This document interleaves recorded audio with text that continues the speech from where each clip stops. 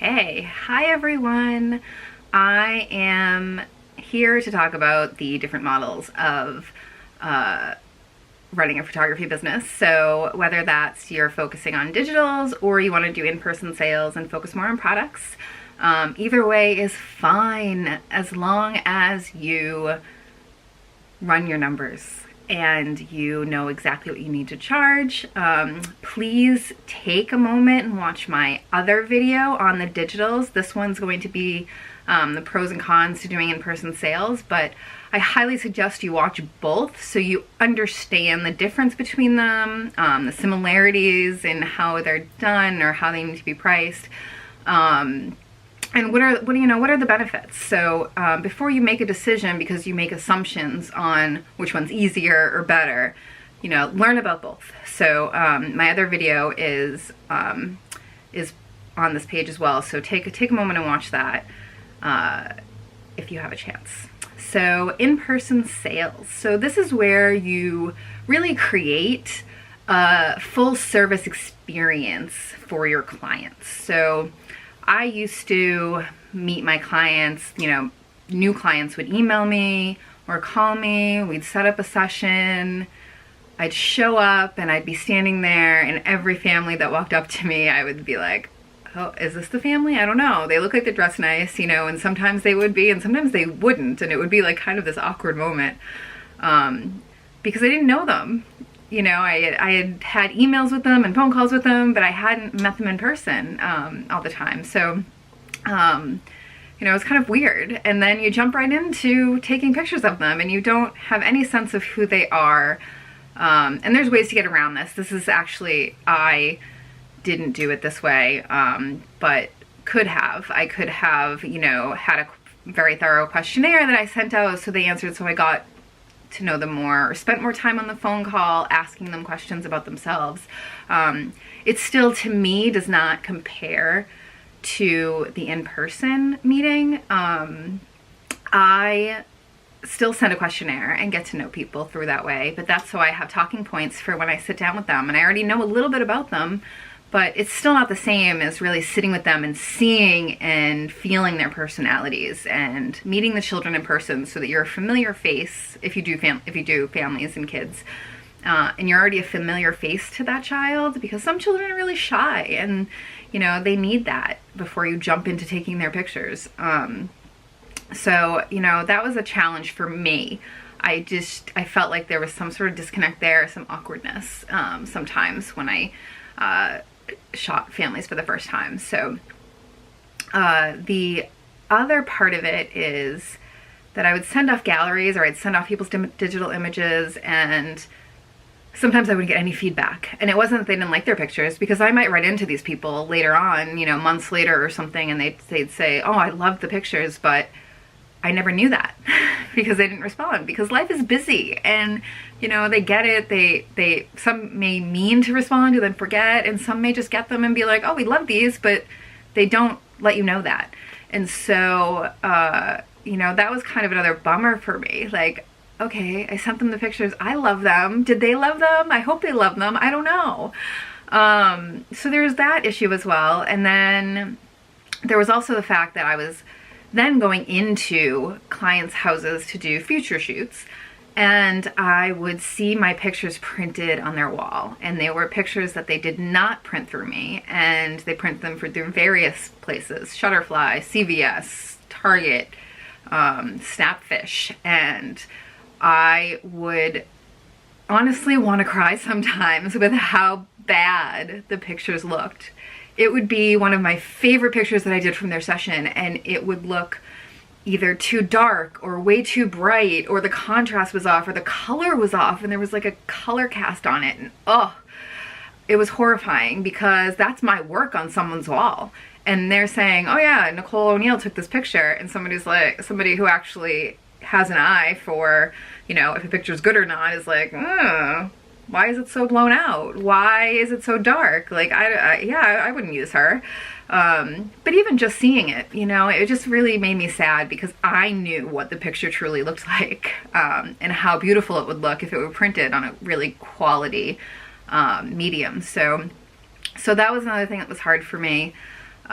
is just that whole not knowing if they really love their pictures, not having any feedback from that, and not having my pictures printed on something that was really good quality that people were going to see. So let's dive in. I'm just going to do a little PowerPoint on the pros and cons of IPS and sort of my take on it. And then I will see you back here in a sec.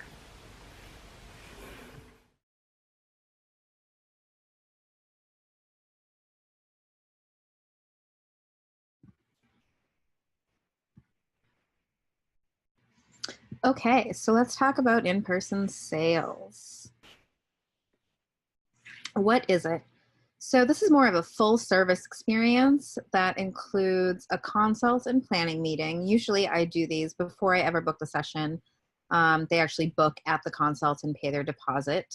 Some people do it a little differently where they take a deposit beforehand. But I like to make the consult a way for people to see what I offer and sell them on the experience. So generally they do book. I've never actually had somebody not book from the consult. So it involves a meeting. Usually that's in person. For some people, they do it through Skype or some other medium such as Zoom or GoToMeeting, something like that. Then there's the session itself. And then you do your image reveal in person. And at that time, people place their order. So the cool thing about this is that you get to see people's reactions to their images the first time they see them. And you get that emotion. I display them in a slideshow for people on their TV, or I bring along a small not small, but medium-sized TV if for some reason I can't hook up to their TV. This is where my meeting ahead of the session is helpful, so I can see if I can hook up to their TV, I can scope out their house and where they want to put pictures and things like that. So this reveal meeting is also the time that they place their order. So, you know, they're emotional about the pictures. They're not distracted. This is what they're focusing on. And so it's a great time to place the order. You already know what they're interested in because of your consults and planning meeting. So it's really great. And then there's also the in-person product delivery or pickup, depending on how you do it.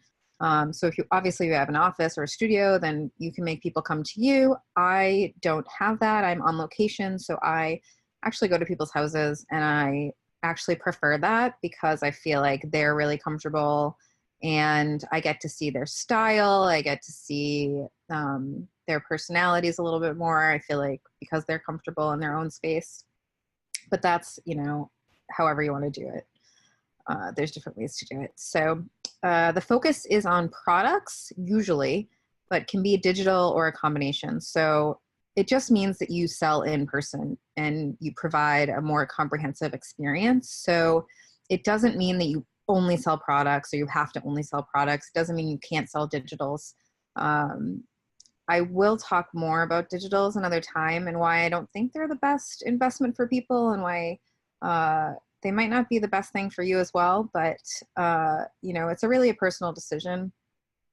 And if you work with me, then we'll talk about this extensively to narrow down, you know, what you really want to do and list all the pros and cons to each in your life. So the other thing is you spend more time per client, but the same time with clients overall. So again, I said this, it's a misconception that we spend more time if we do IPS, more time with clients, and that takes more time away from our lives.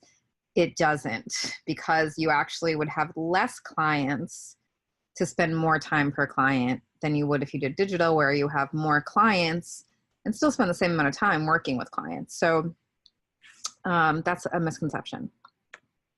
So the pros to this are you do develop a deeper connection to your clients. You are with them so much and you're really helping them every step of the way in this entire process. So you do develop a really great connection to them.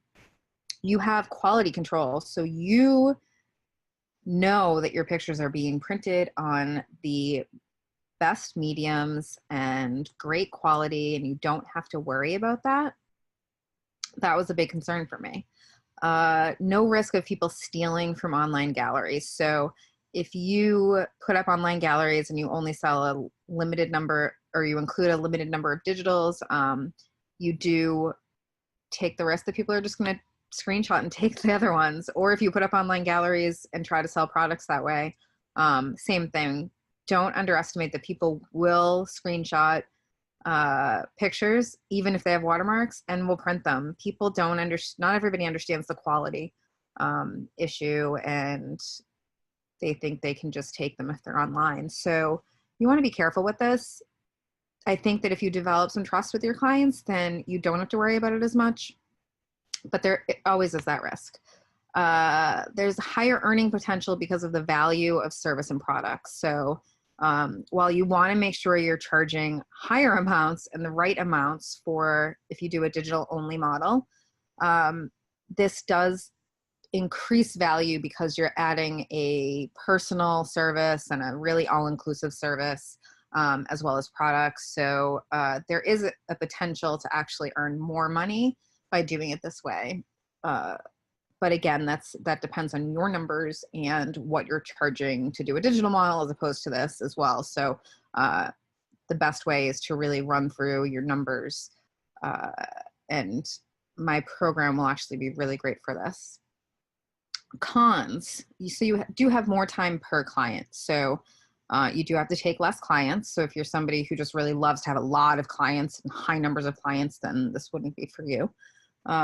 You need to figure out and order samples. So you just have to narrow down what labs you want to use and what types of products you want to offer and things like that, figuring out all the extra pricing for that stuff on top of your regular pricing. So it is a little more setup time, narrower market. So, there's so many people out there, and we as an industry have gotten everybody used to digitals and super cheap. And so we're trying to change the discussion around that now and show people something different and go back to the original way that photo studios are run, where it's products and it's not just about cheap digital. So, so you do have a narrower market, but that is growing actually. People are coming back to looking for that type of service and that type of product.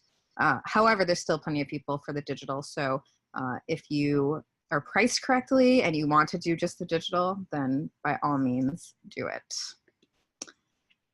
So a few points that I like to make, just these have to do with some of the benefits that I see for in-person sales, is yes, it's more time per client, but it's the same overall client time. Like I mentioned before, you are spending more time per client, but you're still figuring out how many clients you need based on the amount of hours you want to work. And for full time, I would say you should spend no more than 30 hours total client time. And that is communicating with them, communicating with all your clients, spending time with your clients, shooting, editing, uploading galleries, all of that should be included in just 30 hours, because you then need a good chunk of time for all of the business stuff you need to do. You have to remember to leave time for that stuff. So whether it's updating your website, doing blogging, other ways of marketing, going to networking events, working on advertising, creating marketing material, going through your numbers and keeping your books up to date. So all of those things take time. And so you want to allot enough time for that stuff. And that time will vary depending on who you are. So you'll need to figure that out. But I say around 30 hours with just client time is good, and not to go over that, because sometimes you will go over that. So you want to make sure that you have a cap on that. But if you go over, it won't be horrible if you go a few hours over that. So you do get the satisfaction of seeing your images printed. I never realized how important this was until I started doing it. When I was seeing other people print their photos and they were horrible and they looked bad because they were from CVS or somewhere awful, even the decent labs that I would refer people to, they just weren't the same.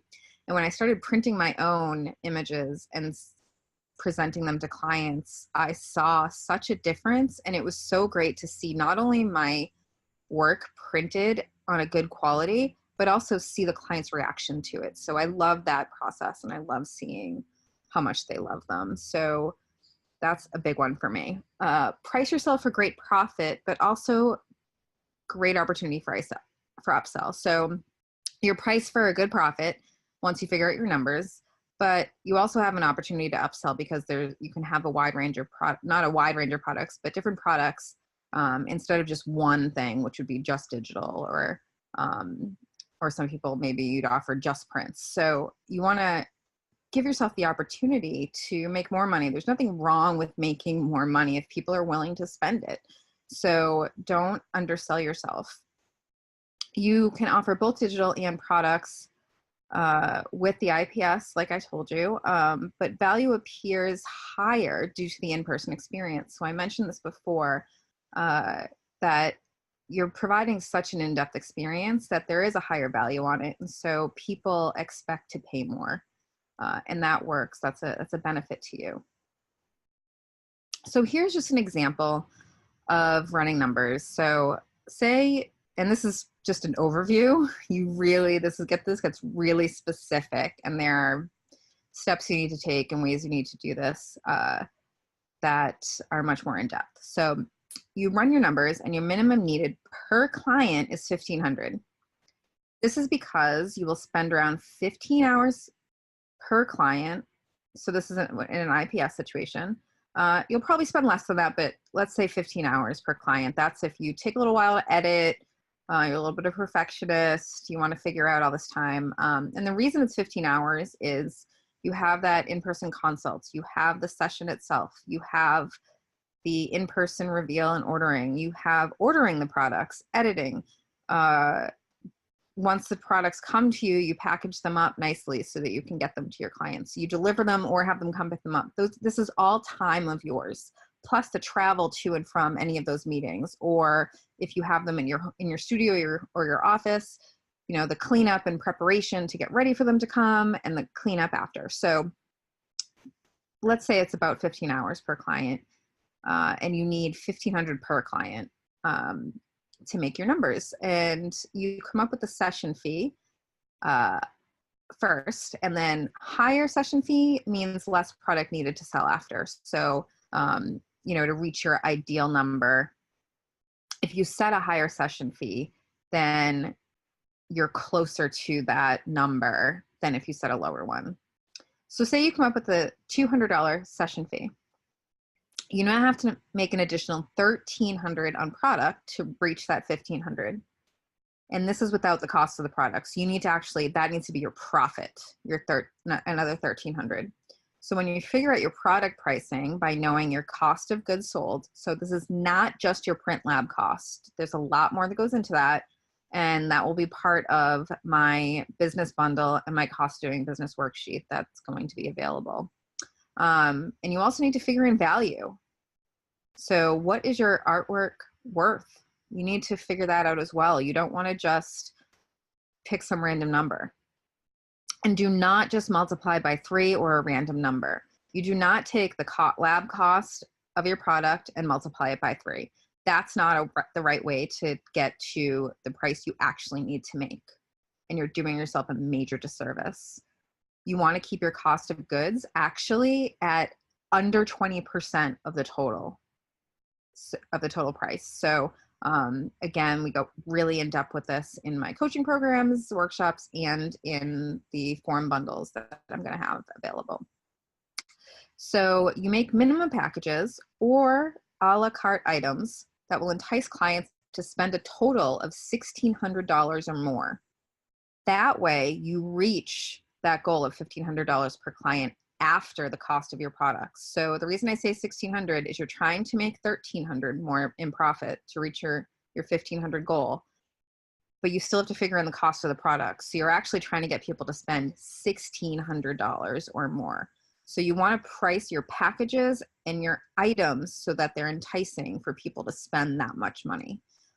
Because if you have packages that are only $500, and they look like they have a lot in them and people go for that, then you're never going to make your goal. So I really work through this with you when we work together, because it's a process, and I want to make sure you get it right for each individual. But these are some things you need to consider. So you definitely want to sit down, and again, it all comes back to the numbers. Pricing yourself has nothing to do with your feelings or what other people are charging. What they are charging doesn't matter, because their numbers could be completely different from you. So you need to sit down and figure out your own.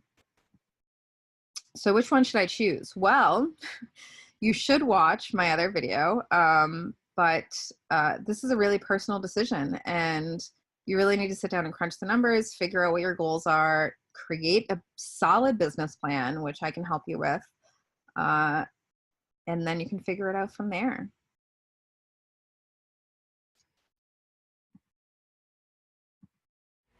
Okay, so that is in-person sales, just an overview of it. Remember that this isn't something new.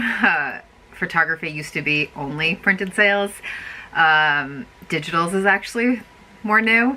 So we're not trying to invent the wheel here. The process is already in place, and a lot of people are going back to it. So whichever your decision is, I ask you to watch the digital one as well, the digital video. And if you want to set up some time to get on a call with me to start figuring out what your specific needs are, and if any of my programs or forms are helpful to you, then you can set that up. That's a free phone call. It doesn't cost you anything.